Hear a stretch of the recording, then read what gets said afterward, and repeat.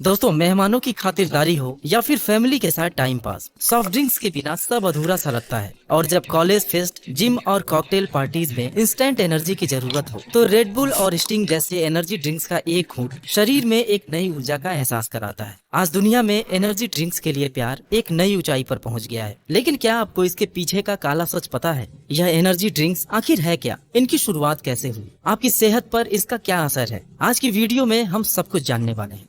वैसे तो soft drinks की शुरुआत 18th सेंचुरी में ही हो गई थी, जब कार्बोनेटेड वाटर में कुछ स्वीटनर्स, फ्लेवर्स, आर्टिफिशियल कलर्स और प्रिजर्वेटिव्स मिलाकर मशीनों के जरिए बेचा जाने लगा। लेकिन फिर उसके बाद कोका कोला और पेप्सी ने अपने सीक्रेट इंग्रेडिएंट्स के साथ इन्हें पूरी दुनिया में और भी पॉपुलर बना दिया। लेकिन एनर्जी ड्रिंक्स की शुरुआत के पीछे एक बहुत ही इंटरेस्टिंग स्टोरी है। दरअसल साल 1962 में जापान की ताइशो नाम की एक फार्मा कंपनी ने लिपोवाइटन डी नाम से एक टॉनिक बनाया था, जो ट्रक ड्राइवर्स और मजदूर अपनी थकान दूर करने के लिए इस्तेमाल करते थे। लेकिन इसकी कीमत थोड़ी ज्यादा थी। धीरे धीरे यह टॉनिक थाईलैंड के मार्केट में भी काफी पॉपुलर हो गया और हर दवा की दुकान पर दिखने लगा। जिसकी सक्सेस को देखकर चैलियो युविद्या नाम के एक फार्मासिस्ट ने इसके फार्मूले में कुछ फेर बदल करके एक नया एनर्जी ड्रिंक क्रिएटिंग डैंग बना दिया, जिसका मतलब होता था रेड बुल। चैलियो की यह नई ड्रिंक सस्ती होने के साथ ही टेस्ट में भी काफी अच्छी थी, जिसके चलते लॉन्च होने के कुछ समय बाद ही थाईलैंड के अंदर लोग इसे काफी पसंद करने लगे। फिर साल आया 1982, जब डीत्रिच नाम के एक ऑस्ट्रियन बिजनेसमैन अपनी कंपनी के काम से थाईलैंड पहुंचे। असल में डीत्रिच उस समय ब्लेंडेक्स नाम की एक टूथपेस्ट बनाने वाली कंपनी में मार्केटिंग का काम देखते थे। हवाई जहाज से काफी लंबी जर्नी के बाद जब वह थाईलैंड पहुंचे तो जेट लैग के शिकार हो गए। आपको शायद पता होगा कि लंबी प्लेन यात्रा के बाद कभी कभी टाइम जोन चेंज होने को हम एडजस्ट नहीं कर पाते और थकान, बेचैनी और नींद नहीं आने जैसी परेशानी आने लगती है। किसी के सजेशन पर डीत्रिच ने क्रिएटिंग डैंग का एक बॉटल खरीदा और पी लिया, और पीते ही उनको राहत महसूस हुई। वह इस ड्रिंक से इतना इम्प्रेस हुए कि इस ब्रांड को ऑस्ट्रिया ले जाने का फैसला किए। वह क्रिएटिंग डैंग के मालिक चेलियो से मुलाकात किए और दोनों के पार्टनरशिप में इस ड्रिंक को रेड बुल के नाम से ऑस्ट्रिया में लॉन्च करने का प्लान बना लिए। डीत्रिच पहले से ही मार्केटिंग फील्ड से थे। उन्होंने रेड बुल की पैकिंग को थोड़ा अट्रैक्टिव बनाया और पानी की जगह कार्बोनेटेड वाटर को यूज करके साल 1987 में रेड बुल को मार्केट में उतार दिया।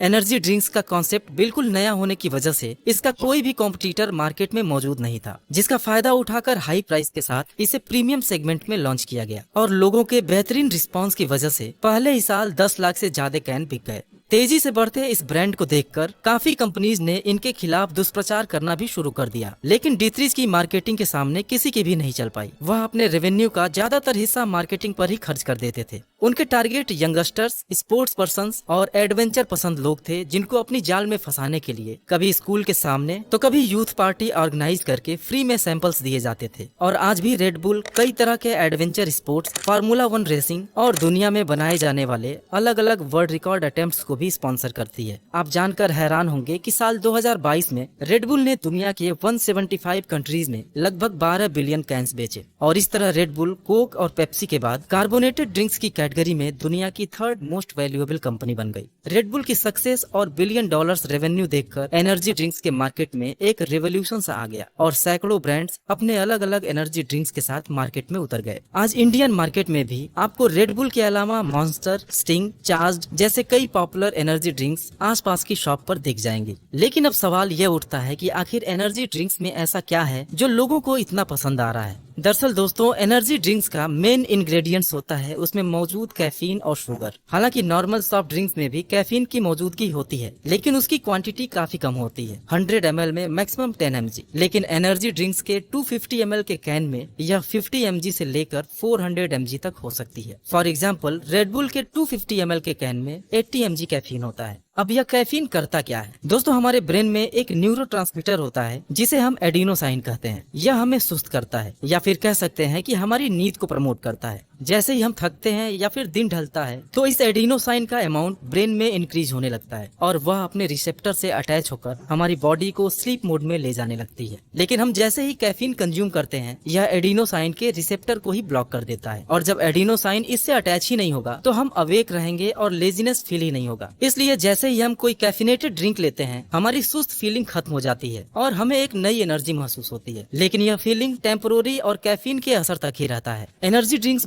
बनाने वाले या उनके एडवर्टाइजर्स का जो मेन फोकस होता है वह होता है यंग मेल यानी कि यूथ। और इन ड्रिंक्स के नाम भी ऐसे दिए जाते हैं जैसे monster, cocaine, full throttle, rock star, जो ऐसा लगे कि ये बहुत ही जबरदस्त स्टिमुलेंट हैं और आपके अंदर एनर्जी का तूफान ला देंगे। एनर्जी ड्रिंक्स के टीवी कमर्शियल्स को भी अगर देखें तो इसे डेंजरस या फिर किसी रोमांचक गेम जैसे स्काई डाइविंग, बेस जंपिंग या फिर फास्ट कार रेसिंग से कंबाइन किया जाता है ताकि लोगों को लगे कि इसके पीने से एक जबरदस्त एनर्जी आती है। धीरे धीरे energy drinks young generation players और यहाँ तक कि ऑफिस में काम करने वाले लोगों के डेली रूटीन का हिस्सा बनता जा रहा है, क्योंकि एनर्जी ड्रिंक्स पीने के बाद इसमें मौजूद हाई कैफीन कंटेंट एक एनर्जी बर्स्ट देता है और एक फ्रेशनेस का एहसास कराता है। वेस्टर्न कंट्रीज यानी कि अमेरिका वगैरह में रेड बुल के फेमस होने का एक बड़ा रीजन यह भी था कि इसे क्लब और पार्टीज में यंगस्टर्स ने अल्कोहल के साथ मिक्स करके लेना शुरू कर दिया और जो डेडली कॉकटेल बना वह आज भी काफी पॉपुलर है। आप खुद सोचिए, अल्कोहल जहां आपको नशे में लाती है, आपके कॉन्शस और एनर्जी लेवल को कम करती है, वहीं दूसरी तरफ एनर्जी ड्रिंक्स में मौजूद कैफीन उसको काउंटर करती है और एक अपोजिट हाई देती है, यानी कि वह अल्कोहल के इफेक्ट को कम करती है। यह बहुत ही ज्यादा डेंजरस है क्योंकि आप अपनी लिमिट से ज्यादा ड्रिंक कर लेते हैं। हालांकि इस कॉकटेल को क्लब और शॉपकीपर अपनी सेल बढ़ाने के लिए प्रमोट भी करते हैं। अब दोस्तों, सोचने वाली बात यह है कि अगर कैफीन इंस्टेंट एनर्जी देती है तो इसमें नुकसान क्या है, और अगर हमारे शरीर को इससे नुकसान है तो गवर्नमेंट इसे रेगुलेट क्यों नहीं करती। तो आपकी जानकारी के लिए बता दूं कि इसको केवल कैफीन के आधार पर ही रेगुलेट किया जा सकता है, लेकिन फिर बाकी कैफिनेटेड ड्रिंक जैसे नॉर्मल टी और कॉफी भी इसके दायरे में आ जाएंगी। हालांकि बहुत सारे कंट्रीज ने इसे रेगुलेट करने की कोशिश भी की है। कई कंट्रीज में तो यह बैन भी है या फिर हाई कैफीन कंटेंट लिखकर बेची जाती है। काफी जगह स्कूल किड्स को देना अलाउड नहीं है, लेकिन अगर खुले मार्केट में कोई चीज मौजूद है तो यंगस्टर्स को रोकना बेहद ही मुश्किल है। एनर्जी ड्रिंक्स के साथ सबसे बड़ी प्रॉब्लम है उसका ओवरडोज। जब हम इसे एक निश्चित अमाउंट से ज्यादा कंज्यूम करते हैं तो कैफीन ओवरडोज की वजह से इसके सीरियस कॉन्सिक्वेंसेज होते हैं। दुनिया में ऐसे कई केसेस रिपोर्ट हुए हैं जिसमें एनर्जी ड्रिंक्स के ओवरडोज की वजह से काफी सीरियस इफेक्ट हुए हैं, यहाँ तक कि डेथ भी हुई है। एक मेच्योर इंसान एक दिन में मैक्सिमम 400 mg कैफीन ले सकता है, लेकिन 10-12 साल के बच्चे के लिए रेड बुल की सिर्फ एक कैन ही उनकी नॉर्मल लिमिट को एक्सीड कर जाती है। और दूसरी जो सबसे बड़ी प्रॉब्लम है एनर्जी ड्रिंक्स में वह है शुगर कंटेंट। एक 250 ml के कैन में 9 से 10 टीस्पून शुगर हो सकती है और इतना शुगर कंज्यूम करना सेहत के लिए काफी खराब है। इसके अलावा कई तरह के एसिड्स, कलर्स, प्रिजर्वेटिव्स और एडिटिव्स वगैरह भी इन एनर्जी ड्रिंक्स में मिलाए जाते हैं, जिनका हमारे शरीर पर बहुत बुरा असर पड़ता है। लेकिन हमारे यूथ खरीदने से पहले कैफीन या शुगर की मात्रा नहीं देखेंगे, वह तो अट्रैक्टिव पैक या फिर एड देखकर कभी एक तो कभी दूसरा एनर्जी ड्रिंक ट्राई करेंगे। कंपनीज इन एनर्जी ड्रिंक्स को हेल्दी दिखाने के लिए उसमें नॉमिनल अमाउंट में टॉरिन, विटामिन, कुछ हेल्दी हर्ब्स, जिंसिंग और टी एक्सट्रैक्ट्स वगैरह ऐड कर देती हैं, जिनका शरीर पर कुछ खास असर नहीं होता है। वैसे आपकी जानकारी के लिए बता दूं कि एक कप ब्लैक कॉफी से भी लगभग 80 mg कैफीन मिलता है, जो 125 रुपए के रेड बुल की एक कैन के बराबर है। अब इतना सब कुछ जानने के बाद अगर आपसे पूछा जाए कि क्या एनर्जी ड्रिंक्स पीना चाहिए तो आपका जवाब क्या होगा, कमेंट करके जरूर बताइएगा। और वीडियो इन्फॉर्मेटिव लगी हो तो इसे अपनी फैमिली और दोस्तों में जरूर शेयर करिएगा। Thanks for watching.